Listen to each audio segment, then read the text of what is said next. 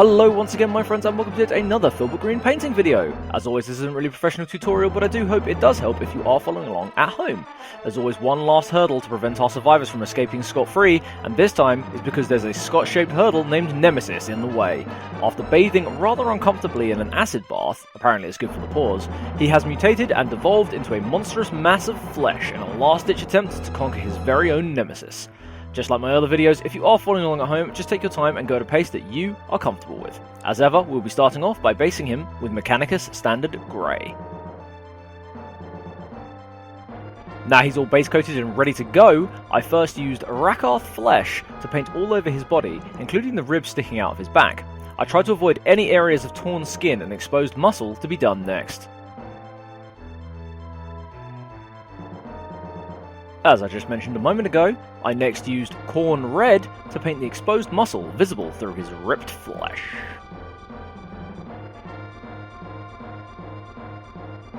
Next up, I used Cadian Feshtone to paint his exposed brain, strangely enough protruding out of his back. Nemesis has got some weird proportions going on, man.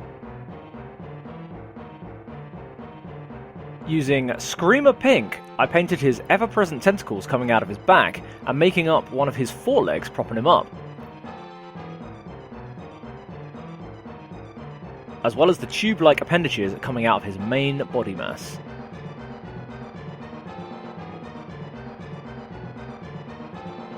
After that, I used Naggaroth Night to go for a concept art kind of look, and to make him look more unique than if I had painted them the same as all of the teeth that we've painted on all of our models so far, for that massive spikes resembling, I suppose, well, what would be his teeth.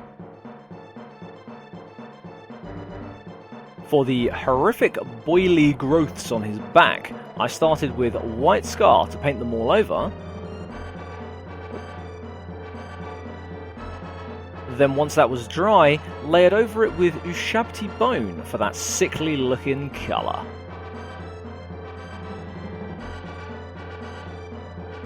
For some detail, I used Pink Horror to paint a streak down all of our boys' now out of control tentacles to break up that solid mass of colour we have on them.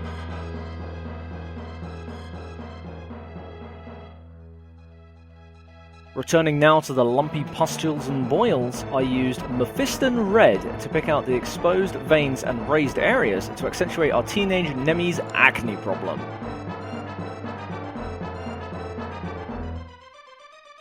Now there's only a couple of steps left to complete our model, and they are mainly a ton of washes. I used Seraphim Sepia all over his Rakarth Flesh body parts to get that rotting, sickly looking skin tone. I followed that up with Agrax Earthshade for the rib bones protruding out of his back, as well as his claws on the remaining feet that he has. The third wash I used was Carroburg Crimson to get into all his open wounds and also his meaty looking tentacles to get all that sweet definition showing up.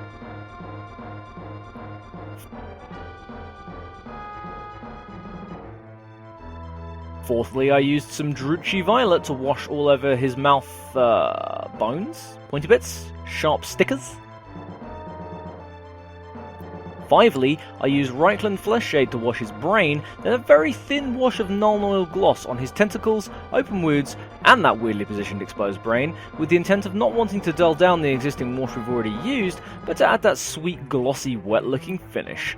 It's not just me, right? It's weird that his brain's protected by his ribcage, yeah?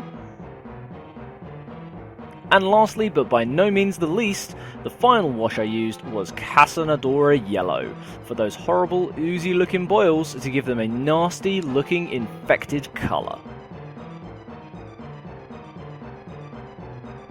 There was one last thing I wanted to do before moving on to basing him, which was to get some definition on those spiky pointers that I guess passes his mouth. I used Genestealer Purple to apply a light dry brush over them to pick out the raised bits and get some nice definition shown between them. And with that, it was time to base him. I wanted to try something unconventional and push the limits of my painting skills with this one, as he has a lot of unused base space. You can find a description of what I did down below, but in the meantime, just chill out, kick back, and watch this montage that I made. I hope you enjoy!